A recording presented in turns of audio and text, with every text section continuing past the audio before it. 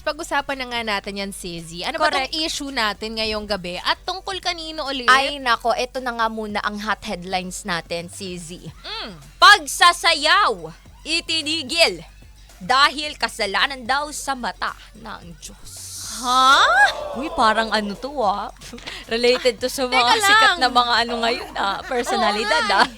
Parang teka lang. Teka Ang lang, init na itong usapin ngayong Correct. gabi. So sige nga ito, ano bang issue ni Myra? Eto na nga, meet Myra. Isa siyang kilalang sexy dancer. Maganda, talented, at sobrang flexible pag sumasayaw.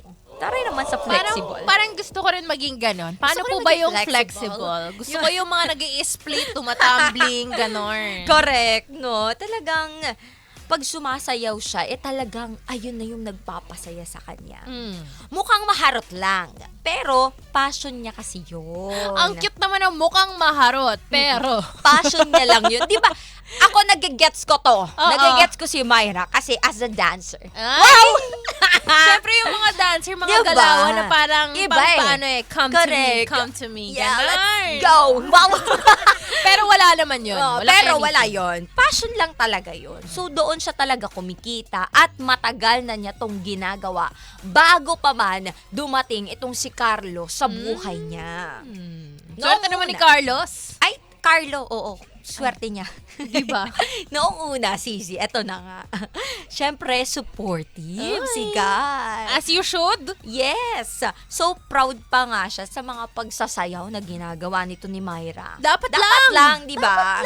Doon mo siya nakilala di ba? Oo. At dahil sa pagiging supportive niya, napansin siya ni Myra hanggang sa naging magjowa ang dalawa. Ew.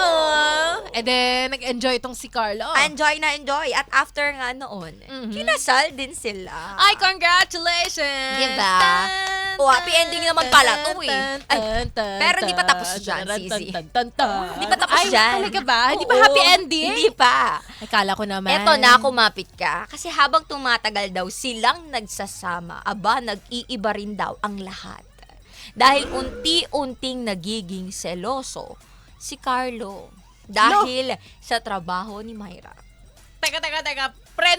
Preno. Nag-enjoy siya, masaya siya, support siya, tapos biglang kinasal lang, biglang bugs! Ayoko na ng ginagawa mo. Ganon. Hanggang dumating na sa point na nasasabihan niya ng maharot Ah! na word. Etong si Myra. At lalo pang tumindi yung pag-aaway nila noong sinabihan si Myra na mag-resign na lang sa ganoong klaseng trabaho. At ang depensa ni Carlo dito ay maraming lalaki ang magkakagusto at babastusin siya kung ganoon pa rin ang trabaho niya. Nanggigigil. Nanggigigil ako.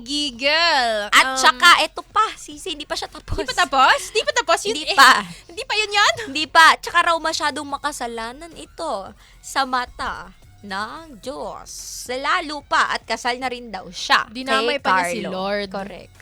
Doon paramdam mo sa akin ang bahay mo. Ay, charis. At dito na daw, mas lalong naging mabigat. Kasi, hindi lang silang simpleng selos dahil may kasama ng salita ng Diyos.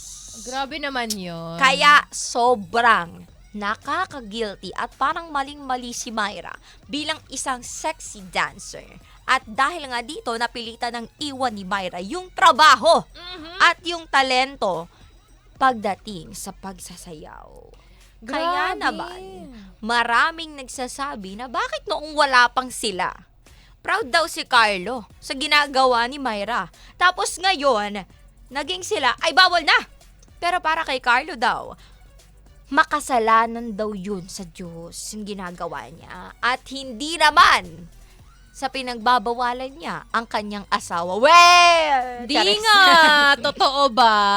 dahil pinoprotektahan niya lang ang marriage nila. At para kay Myra naman, pakiram niya, sakal na siya at hanggang ngayon, hindi niya alam kung tama pa ba ang manatili sa ganitong sitwasyon. And that's our issue for tonight.